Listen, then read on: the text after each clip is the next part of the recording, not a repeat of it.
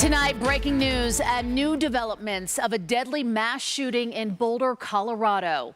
At this hour, we know at least 10 people were killed this afternoon, including a Boulder police officer. Right now, one suspect is in custody after opening fire at a grocery store.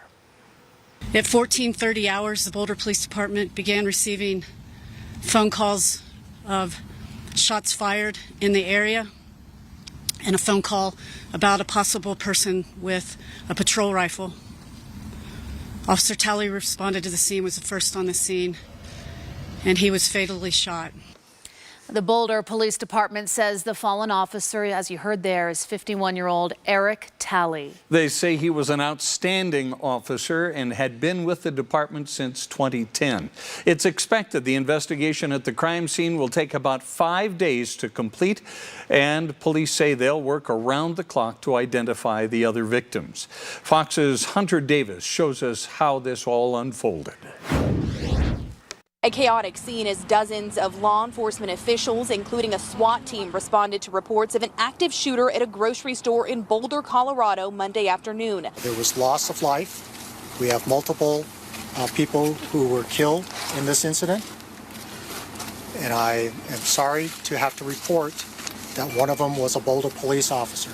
The suspect reportedly firing several shots. All of a sudden we heard in succession, boom, boom, boom, and then by the third one we're like, gotta get out of here. Witnesses say a man wearing tactical gear carrying an AR-15 style weapon with dark hair and a beard opened fire outside of King Soopers, prompting customers and employees inside the grocery store to take cover as the gunshots continued. There is no ongoing public threat, that we do have a person of interest in custody. At one point, cameras captured police escorting a shirtless, shoeless man in handcuffs with a bloody leg across the parking lot.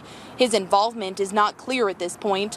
Authorities escorted the man to an ambulance, which left the scene for a nearby hospital minutes later. And witnesses say he was not the only person to sustain injuries. I saw some victims on the ground as I came around the corner, so I knew what was happening. Police say the investigation remains active, with the ATF joining the effort. Hunter Davis, Fox News. Fox 13 News spoke with retired Salt Lake City Police Chief Chris Burbank about this deadly mass shooting in Colorado. He says the ways law enforcement handle these situations has evolved over the years. Things changed a number of years ago, really starting in Colorado, interestingly enough, with Columbine. And the idea of waiting and assessing too long is very dangerous to the outcome and to the public. And so what we learned is an active shooter response where you get small teams that are seeking out whatever the problem is. Burbank says it's important for law enforcement to learn exactly what that problem is on scene as soon as possible and then respond immediately. Fox 13 News will continue to follow this story as things develop over the next several days, both on air and online, as well as streaming 24/7 on our Roku and Fire TV apps.